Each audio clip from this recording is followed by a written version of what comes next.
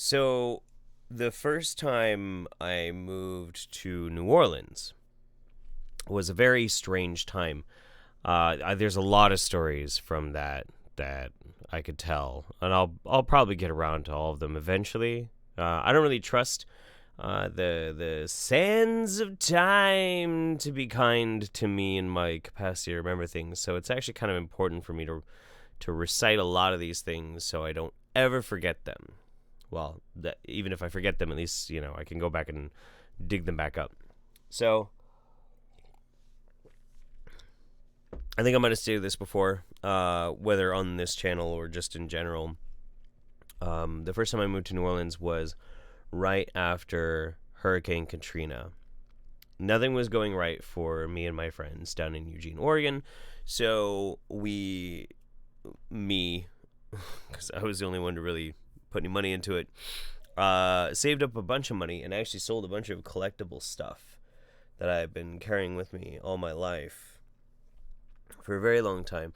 Sold a bunch of stuff, and we all moved to New Orleans. Now, one of these days, if you guys remind me in the future, I'll tell you all about the trip down there, because that in and of itself was a shit show, or where I lived while I was down there. That was a shit show, or the various jobs that I worked at.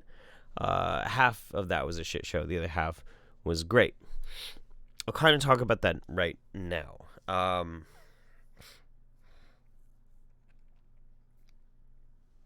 What I'd like to talk about is Oak Street. In New Orleans, there's a very specific place. It's kind of an uptown called, not really even an uptown, fuck.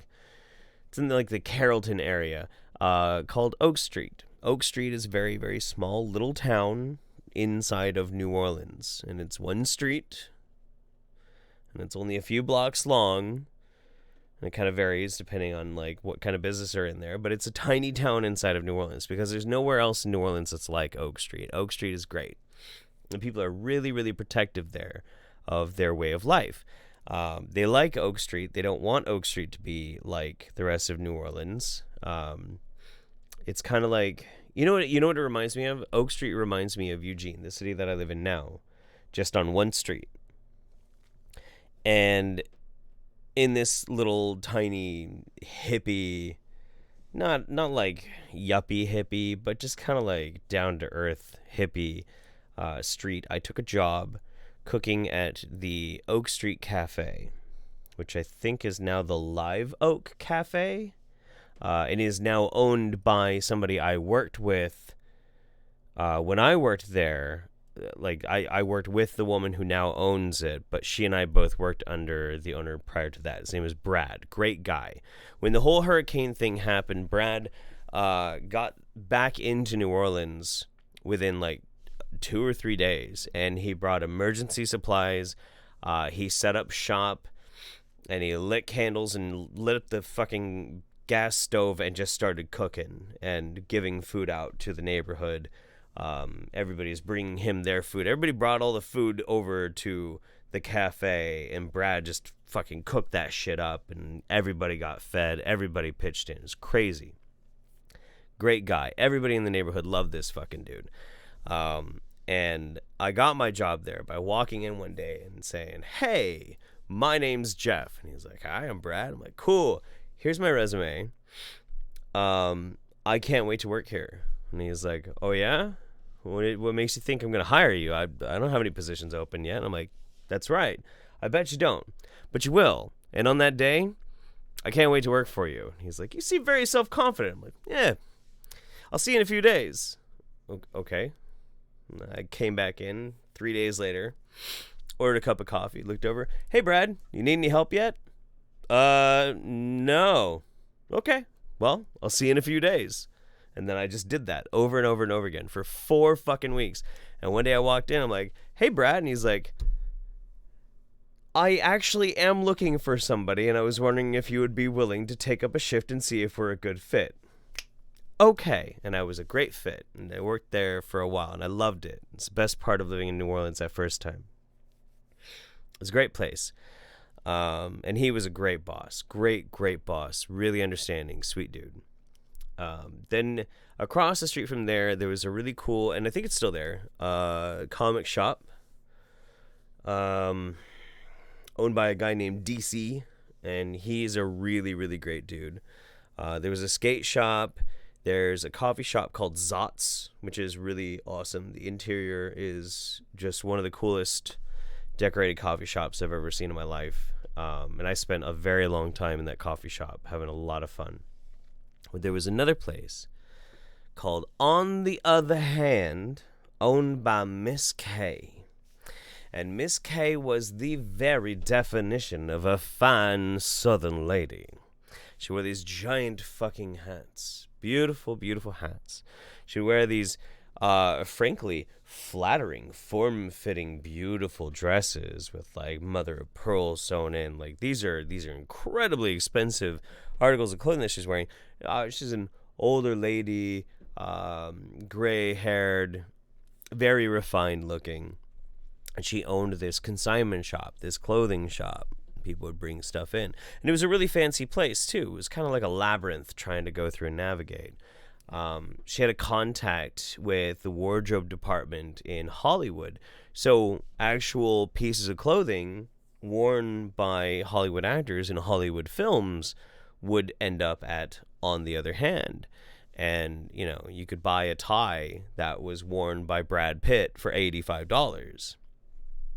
It's just, you just had to catch it when I was in there because people, like, launched onto that shit like a fucking hawk. Like, I need to smell what Brad Pitt smells like. You know, so weird shit like that. You never know what's going to fucking happen. But, Miss K was great. She was a sweetheart. She gave my girlfriend at the time, who was a horrible person, a job. And granted, my girlfriend at the time was a horrible person, but she's a good worker, so Miss K didn't mind. But I got to know Miss K quite well. And I knew rather early on in my relationship with her that she had married a Nazi. After World War II was over, he wasn't like some SS shit or anything, but he was just a member of the German army under the Nazi regime. And he, after the war, left Germany. And I think he ended up... I think they met in France. I think that's about right. And that's where they courted and fell in love. He was much older than her. And I think they had kids. I'm not really quite sure. I mean, she talked about this openly. Sometimes she'd talk about how her husband felt about the war afterwards. How he thought a lot of it was a mistake. Didn't know the extent of this. Didn't know the extent of that. It was really fascinating to listen to. But then again, you know, how much am I paying attention to, like, is this real or not? Because you have to understand, at that point in my life, like, this is interesting and a novelty to me, but, like, my life was cooking breakfast at this restaurant, and then once I'd get done, I would go and get wasted drunk with my friends until, like, 2 a.m. in the morning. And then I'd pass out for 3 hours, and then I'd get up and go work at the restaurant again. So, like, I didn't really deep think any of this. None of this was, like, something that I was really focused on, you know? But there was this one day. This is what I've been slowly working towards. This is what I've been spending 9 minutes now getting to, because it's so fucking funny, dude. So one day I go in there and I'm waiting for my girlfriend to get done working, and I'm going through, like, the specialty rack, and I find a pair of leather Lederhosen.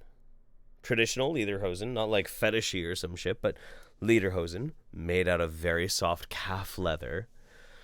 And I hold it up and I'm like, oh wow. And Miss K is, like, sitting across the way. She's like, oh darling, you have to try that on. I'm like, oh, Miss K, I don't know about that. I don't know if I should try that on. I mean, my girlfriend's right over there. He's like, oh, you flirting with me? Calls over my girlfriend. You gotta make Jeff try this on. I'm like, all right, fine, I'll go try him on. So I go into the dressing room. I was a lot thinner back then, by the way. Just preface that. and I put on these Lederhosen, and they are taut. They are very taut. Nothing is left to the imagination. The only reason you couldn't tell what religion I am wearing these things is because the leather was quite thick. But yeah, like I had to, I had to stuff my pubes into the like holes. It was that tight. Anyway, so so I do my best to try and look presentable, and I'm like, no, still, I don't think I'm coming out. Jeffrey, you come out of there right now. No, I don't think this is a good idea. Right now, mister. All right. So I come walking out in these Lederhosen. Everything from like my pubis line down is just bare ass naked white mayonnaise legs. Then the Lederhosen and like some punk rocker t-shirt. Miss K looks at me. First of all, my girlfriend is like, oh my god, and starts laughing, but also kind of blushing a little bit because it's very lewd. It is very lewd. Miss K, I will never forget. I hope I never forget this because it's so fucking just. It's a thing. Miss K looks at me and goes, oh, literal pearl clutching. Oh, darling, I have rarely seen a finer example of an Aryan man. Why, if the Fuhrer were here right now, he would snatch you right up.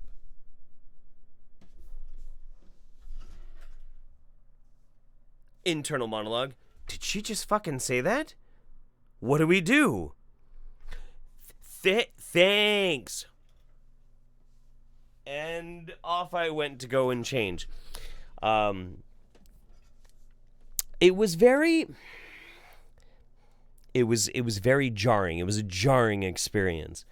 So yeah, that's my story of On the Other Hand, Miss K and the Lederhosen. I did buy those Lederhosen, by the way. I still owe them.